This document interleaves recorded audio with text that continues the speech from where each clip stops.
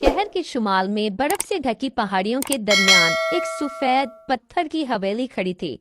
बाहर की दुनिया बर्फ में लिपटी हुई थी। दरख्तों की शाखों पर बर्फ के ज़र्रात शीशों की तरह चमक रहे थे। हवा में ठंडक के साथ चाय और मोमबत्ती की खुशबू फैली थी। इस घर में एक कामयाब बिजनेसमैन मिस्टर एडवर्ड अपनी 3 बेटियों के साथ रहता था। उसकी जिंदगी आसाइशों से भरी हुई थी और हवेली की हर ईंट में दौलत की झलक थी। एडवर्ड की 3 बेटियां 3 अलग दुनियाओं की नुमाइंदा थीं। बड़ी बेटी वीना खूबसूरती और फैशन की दीवानी थी। उसे हर चीज में चमक और नफासत चाहिए होती थी। दरमियानी बेटी मीशा को जदीद जिंदगी, शोहरत और सोशल दुनिया का जुनून था। वो हमेशा खुद को दूसरों से बेहतर साबित करने में मसरूफ रहती। मगर सबसे छोटी आईना बिल्कुल मुख्तलिफ थी। वो खामोश, नरमी पसंद और ख्यालों में खोई रहने वाली लड़की थी। उसे बर्फ के ज़रात की चमक, चाय की भाप और शाम की खुशबू में एक अजीब सा सुकून मिलता था। वो अक्सर खिड़की के पास बैठकर आसमान को देखती, जैसे उसकी रोशनियों में कहानियों के अक्स तलाश करती हो। एक सर्द शाम को जब बर्फ के गाले आसमान से आहिस्ता आहिस्ता जमीन पर उतर रहे थे, हवेली के दरवाजे पर दस्तक हुई। बाहर एक फकीर खड़ा था, जिसके कपड़े पुरानी ऊनी चादर में लिपटे थे। उसके चेहरे पर थकन मगर आंखों में नरमी थी। एडवर्ड के नौकर ने बात बताई, मगर वीना और मिशा ने उसे मामूली बात समझकर नजरअंदाज कर दिया। आईना के दिल में कुछ हरकत हुई। उसने बावर्ची खाने से सूप, रोटी और खुश्क फल एक सफेद कपड़े में लपेटे और बाहर जाकर फकीर के सामने रख दिए।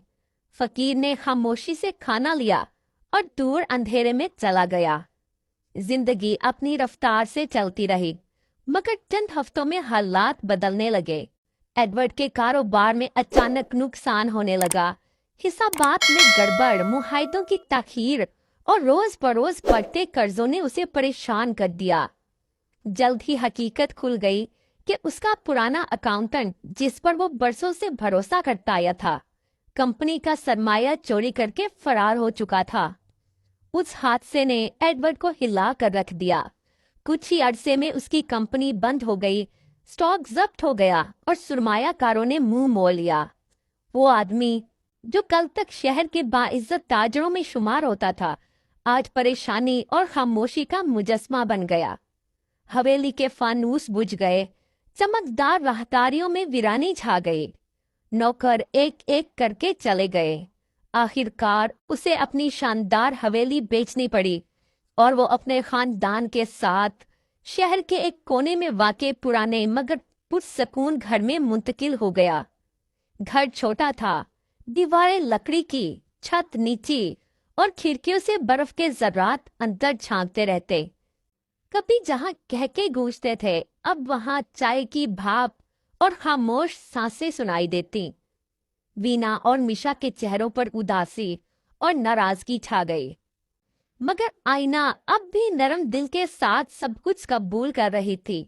वो बर्फ की खामोशी में भी खूबसूरती देखती और चाय की खुशबू में उम्मीद महसूस करती। सर्दी के उन्हीं दिनों में एक शाम दरवाजे पर दस्तक हुई। बर्फ आहिस्ता आहिस्ता गिर रही थी और बाहर नीला आसमान धुंध में गुम था। दरवाजा खोला गया तो सामने वही फकीर खड़ा था। उसके चेहरे पर पहले से ज्यादा सुकून और आंखों में नरमी की गहराई थी। एडवर्ड ने उसे अंदर आने की इजाजत दी। फकीर ने नरमी से उनकी हालत देखी और खामोशी से एक कोने में बैठ गया। उसकी नजरें घर की सादगी पर ठहर गईं। वो शख्स जो कभी बर्फीले महल में रहता था, अब एक मामूली लकड़ी के घर में बैठा था। वक्त के इस उलट फेर ने जैसे सब कुछ बदल दिया था। एडवर्ड के चेहरे पर थकन थी, मगर वक़ार अब भी बाकी था। फकीर ने कुछ देर सोचकर नरमी से कहा कि वो इनकी मुश्किलात जानता है और चाहता है कि उनका बोझ हल्का हो। अगर वो अपनी एक बेटी का रिश्ता उसे दे दे तो शायद उनके दिन आसान हो जाएं। कमरे में गहरी खामोशी छा गई। वीना और मीशा ने नजरें चुराईं, मगर आईना खामोश बैठी रही। वो जानती थी कि उसकी शादी उसके वालिदैन के दिल का बोझ कम कर सकती हैं। आयना की बहनों ने सोचा कि क्यों ना घर से कुछ बोझ कम किया जाए। उन्होंने अपने बाप को राजी किया कि आयना की शादी उस फकीर से कर दी जाए, और आयना ने खामोशी से हामी भर दी ताकि उसकी बहनें और माँ बाप सुकून से रह सकें। चंद दिन बाद बर्फ से ढकी सुबह में शादी की छोटी सी तकरीब हुई। न गाने, न जेवरात, न तमाशा। आईना सादा लिबास में बर्फ की सफेद चादर के नीचे एक नई जिंदगी की तरफ रवाना हुई। फकीर उसे शहर से दूर एक पहाड़ी के किनारे पर वाक़े एक छोटे मगर पुरसकून घर में ले आया। घर छोटा था मगर खिड़कियों से बर्फ के नज़ारे नजर आते थे। अंदर एक पुराना चूल्हा था, दीवारों पर लकड़ी की खुशबू बसी हुई थी। इब्तिदा में आईना को सब कुछ अजनबी लगा। वो जिंदगी जिसकी वो कभी आदी थी अब ख्वाब बन चुकी थी, मगर दिल के अंदर एक अजीब सा सुकून भी था। उसने खुद से वादा किया कि वो इस जिंदगी को बेहतर बनाएगी।